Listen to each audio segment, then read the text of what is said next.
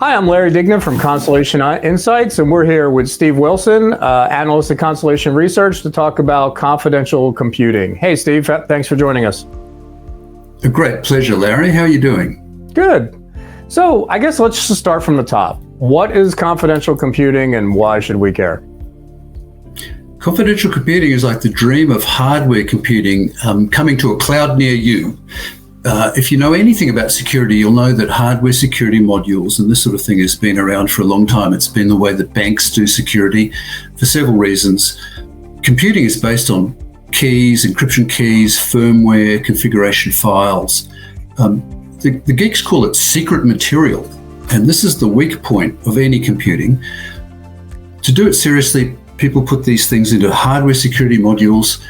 You get good performance, you get tamper resistance. These things are literally like strong boxes for your computer. The bad guys can't get in.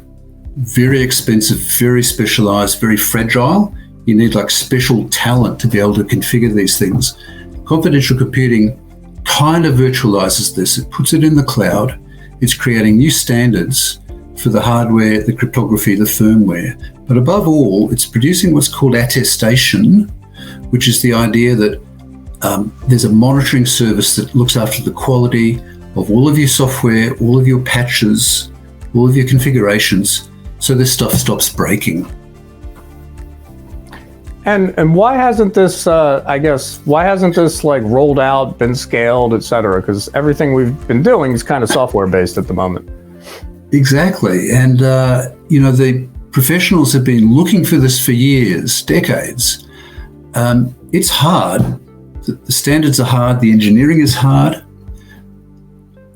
We've come close. We've had trusted platform modules. We've got secure elements. I mean, I'm going to wave around my favorite prop, the supercomputer in your pocket. The mobile phone has got, most of them have now got what are called secure elements. And consumers are kind of familiar with this. You kind of know that your biometric face matching is happening in a chip.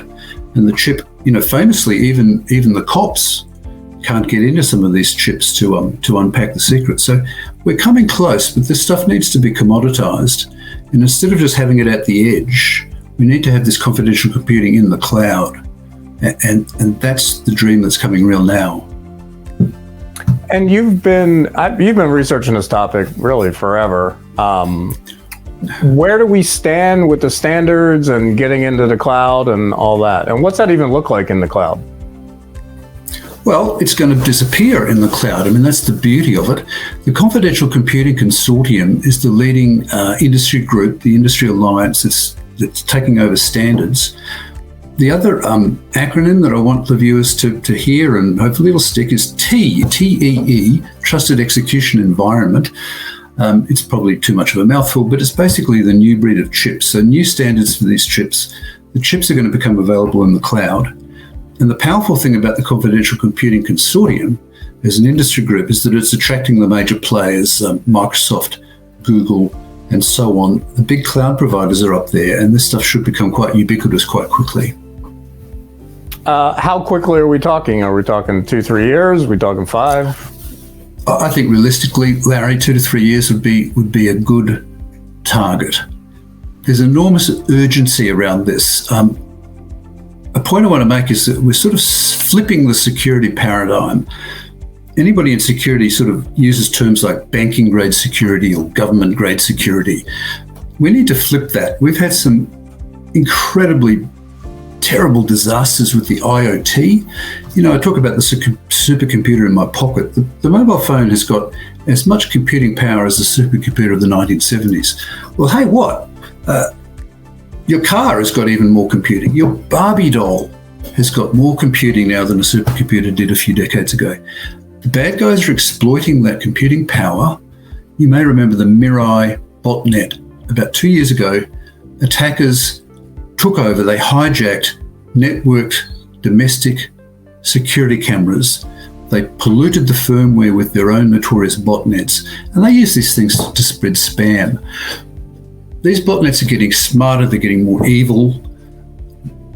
Any domestic appliance these days has got sufficient power and sufficient connectivity that it can be harnessed and collected by the bad guys to form these supercomputer botnets, and they're being used in all sorts of terrible adversarial circumstances. So that's what I mean by flipping security. We need to have like banking grade security in our Barbie dolls. Now, how the hell does that scale? Because it's only going to scale if we can put confidential computing into the cloud so that we get these hardware security benefits consumerized and made available everywhere. Are there new technologies on the horizon that'll speed this up? Say generative AI, quantum computing. I guess, why is the urgency there? The urgency, again, has just got to do with scale. Huge computing capabilities available everywhere now, and we need to make it safe. You know, it's as if you've got the new automobiles coming out, and it's as if there was unlimited engine power available to anybody to go and buy a car in the shop and run it at any speed they like. So a lot of this has got to do with the rules and an orderly digital society where rules are going to come in and we're going to have better mandated standards. Some of us in security, 15 years ago, you know, we would have started mandating encryption for everything. But it's not possible. We couldn't realize that dream until now. The confidential computing movement is putting this sort of encryption and hardware-based computing into the cloud, where now it becomes feasible to set standards. So I think that in the next couple of years, we will see rules coming in. We may see laws coming in that will mandate levels of encryption. Important analysts, people like Bruce Schneier, for a long time have been pointing out the paradox of the IoT, the Internet of Things. How do you mandate software quality? How do you mandate encryption keys? How do you mandate good quality firmware in commodity devices? It's impossible until now that we'll have these standards and this encryption capability commoditized and universal in the cloud. Where do we go to learn more about this? The Confidential Computing Consortium, you're going to have to Google that. The Confidential Computing Summit, the second annual summit, is coming up June 4, 5 and 6, I believe, in San Francisco. That's a major event. A lot of that material will be public, but I would encourage people to go along and register for the Confidential Computing Summit.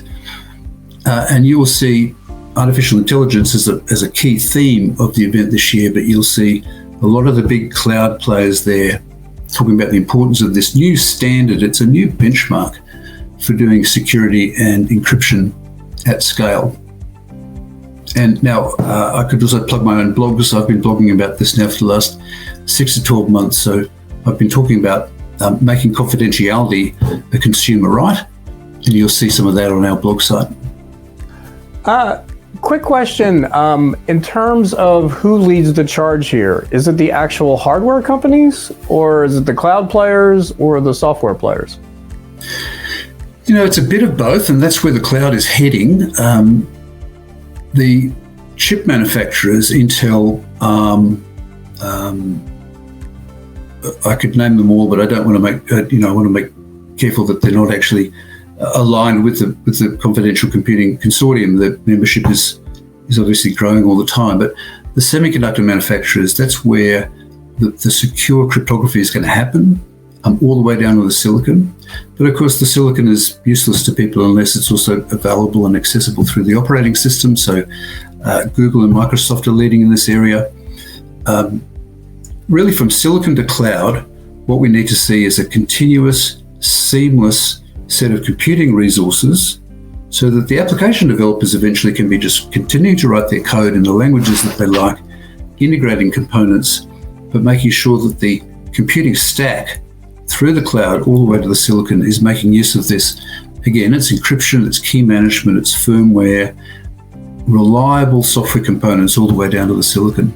So, I hope that the differentiation between hardware and software and firmware starts to become a little less critical.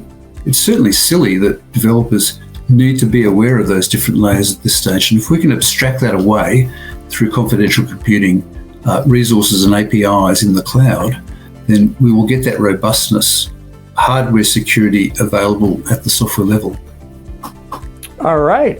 Any final points to make about confidential computing? I just encourage people to have a look at this, understand that this is the future of the cloud, and hopefully in another 5 years, say, we won't be talking about it at all. We need to take this stuff for granted. You need to be able to take for granted that your encryption keys, your content, all of this stuff is, it becomes as safe as drinking water. You turn on the tap in most places of the world and you rely on the fact that you've got standards and quality, and the stuff that comes to you is reliable. And confidential computing is going to be the key to make sure that data and information and the stuff of the digital economy is as safe as water and electricity and gas today. All right, great stuff. Thanks for joining us. Great pleasure, Larry. Thanks for having us.